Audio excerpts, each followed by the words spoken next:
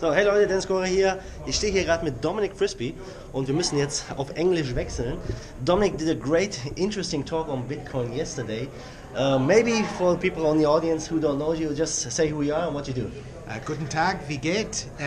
My name is Dominic Frisby. How do I say ich nome, mi nome? How do I say my name? Ich heiße, oder mein Name Ich heiße Dominic Frisby, and I'm from the UK, and I'm a writer, and I'm an occasional comedian, and I write about Bitcoin and finance. And, things like and that. you also wrote a book about Bitcoin. I wrote the first book about Bitcoin in 20... How's it called? Bitcoin, the Future of Money, question Future mark. of Money. Yeah. Is this, I mean, it's a couple of years old. Is it still a relevant 2014. book? Yeah, well, the stories are. And the stories, it's always an interesting. Yeah, it's a good. Stories, I mean, right? the technical stuff's moved on a bit, but Sure. the stories are. I still think it's the best explanation of Bitcoin. Yeah, there is. I mean, I found your talk one of the best talks, very interesting, especially. Only one of the best talks. Yes, I mean, so far. I mean, we should have got a couple of hours to go here. Yeah, so, but I don't think anyone can come close. I mean, I like your mindset. Yes. You said some very interesting stuff, and obviously at the moment we're in the bear market, right? Yeah. And you had a very interesting comparison with other bubbles. Yeah. Go bubble, and maybe you can talk about that a little bit. Well, the first thing I'd say is the fact that Bitcoin was a bubble doesn't matter. We need bubbles.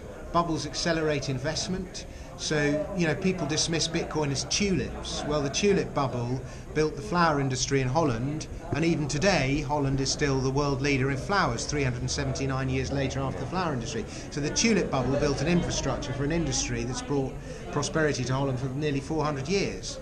So, first thing, bubbles are important. I don't believe we'd be where we are with the internet, and technology today were it not for the bubble that took place in 2000. Yeah, some great companies came out of the bubble. Sure, but you need to make mistakes, and it accelerates the whole process. You know, we wouldn't have the railways were it not for the railway mania of the 19th century. So, first thing I say is we need bubbles. Okay.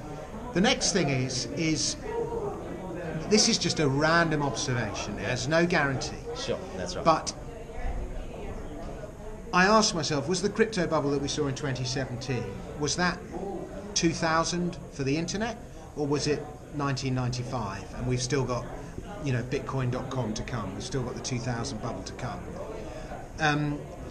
In all probability, 2017 was probably Bitcoin's cryptos.com moment. But crypto's been through this kind of hype cycle of mania collapse. It seems to go through it many times over. This is like the third 90% correction that we've had, I think. But if you look at every decade, there seems to be like a mania about a particular asset class. In the 1970s, it was gold and gold shares. In the 1980s, it was Japan. In the 1990s, it was .com. In the noughties, it was resource stocks, commodities. And at the end of each decade, the market cap of the sector in question seems to roughly equate to the market cap of the S&P.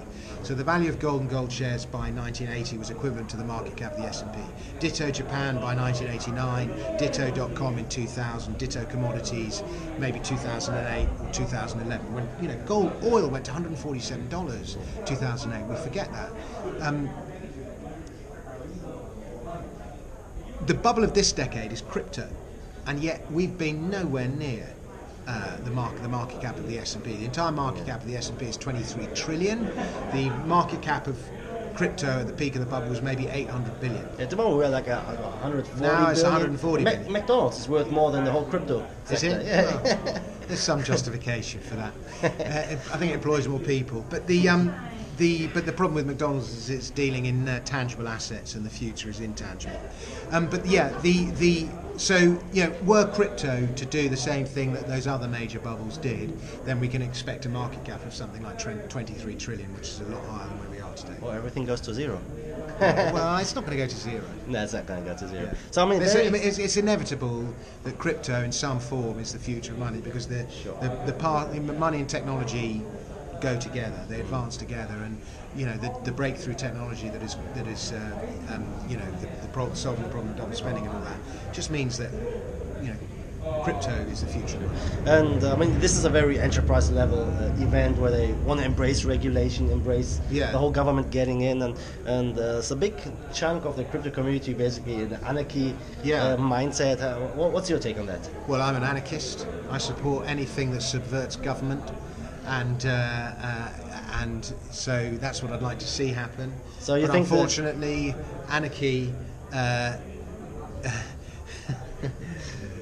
Socialists always go, socialism has never been tried, but it's been tried many times. Anarchism has never been tried. There's always some leader, some governor, something. So maybe and the even blockchain has Liberland, some potential, huh? well, but do you want to be ruled by tech? Do you want to be ruled by code? Maybe it's inevitable, you know, It is inevitable. with AI coming up. And, coders are the new lawmakers. So it's very interesting times, Dominic. Thank you very much for My your pleasure. time. Maybe one last word for the German audience.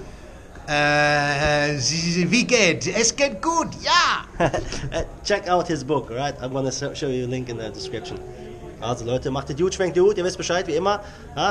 Let's fight the force of evil in Bitcoin and cryptocurrency we trust.